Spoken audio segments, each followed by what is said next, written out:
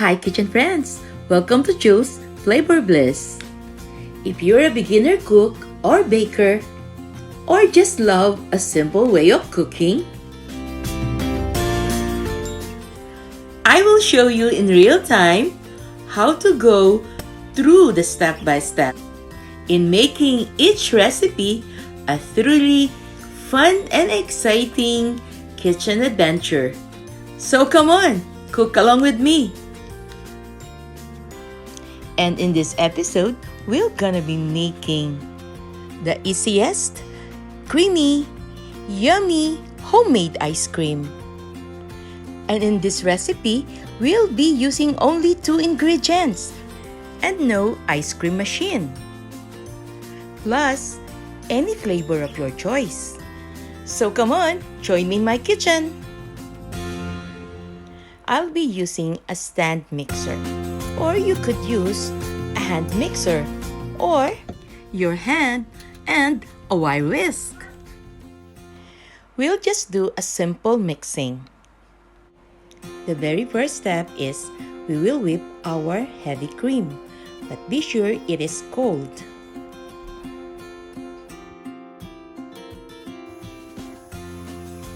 I am just using a moderate speed or medium speed to whip up our cream.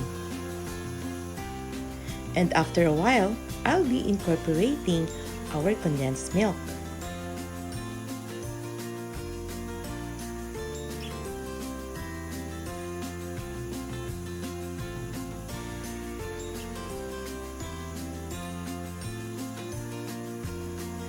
I just whipped the cream for about 2 minutes. It is not good for us to overmix the cream. And if that thing happened, no problem, don't worry. You just add a tablespoon of your liquid whipped cream. And then slightly whip it again. The consistency of the whipped cream should resemble like a softened butter. Very spreadable, but not dry. And we must not incorporate too much air into the cream.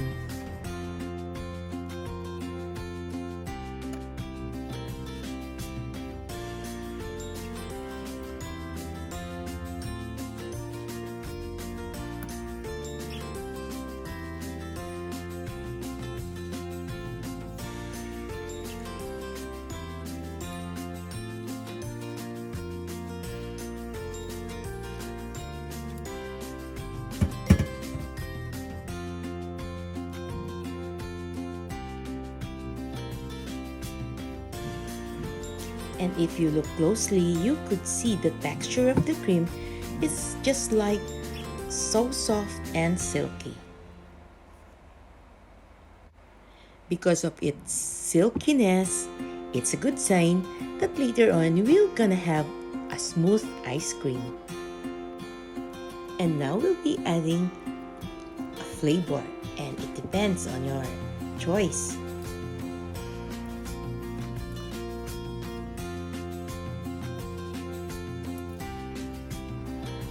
In adding the flavor, mix it gently, just like folding method.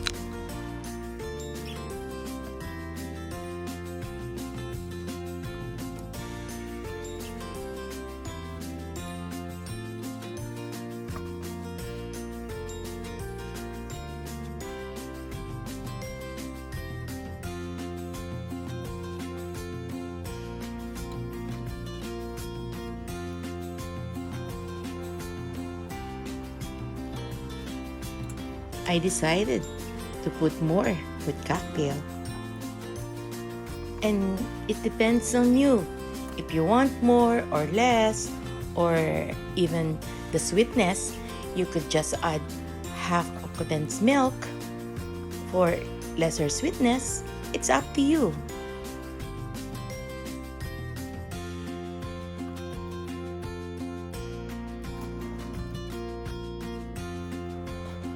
Now, we will transfer it to our prepared pans or cylinder or containers.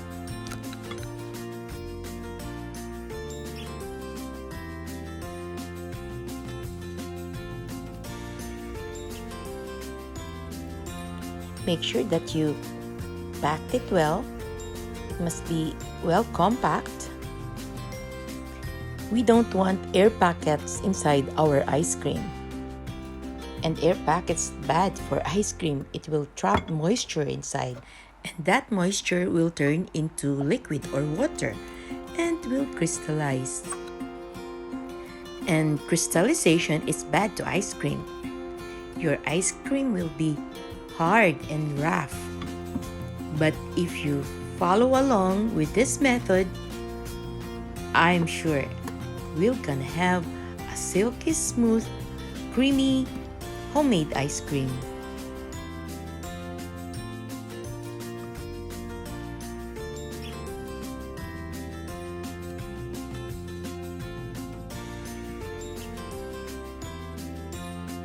And I am smoothing it again and again and very well to make sure there are no moisture trapped inside.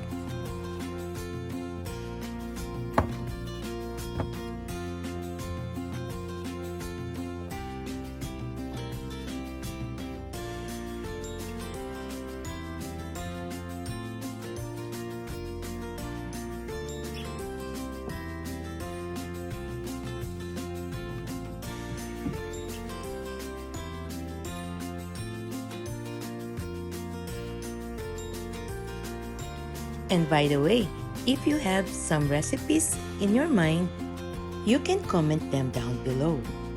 And we'll try our best to make an easy version of that recipe. We'll try to find a simple technique to replicate that recipe and still end up with a yummy and still a flavorful version.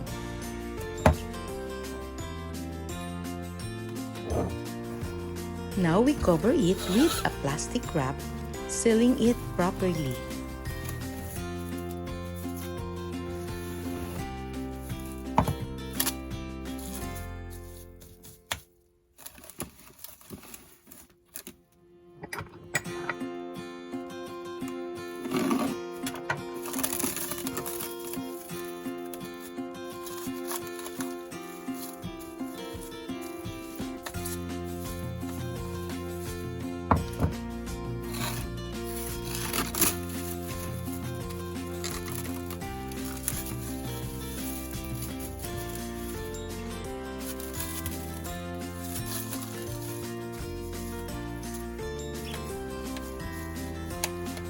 Now pop it in the freezer for about 6 hours.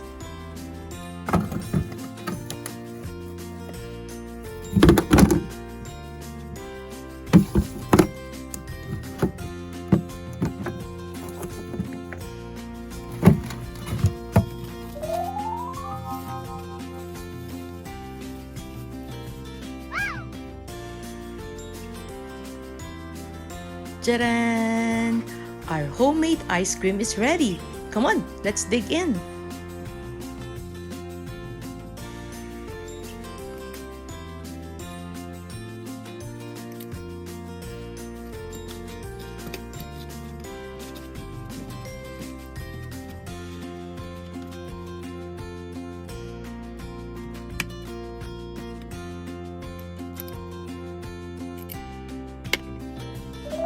I hope you enjoyed our episode today, and if you want more recipes like this, please don't forget to subscribe.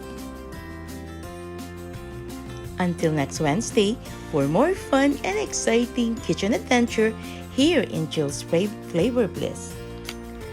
Please stay safe and stay well. God bless. Thanks for watching. Bye.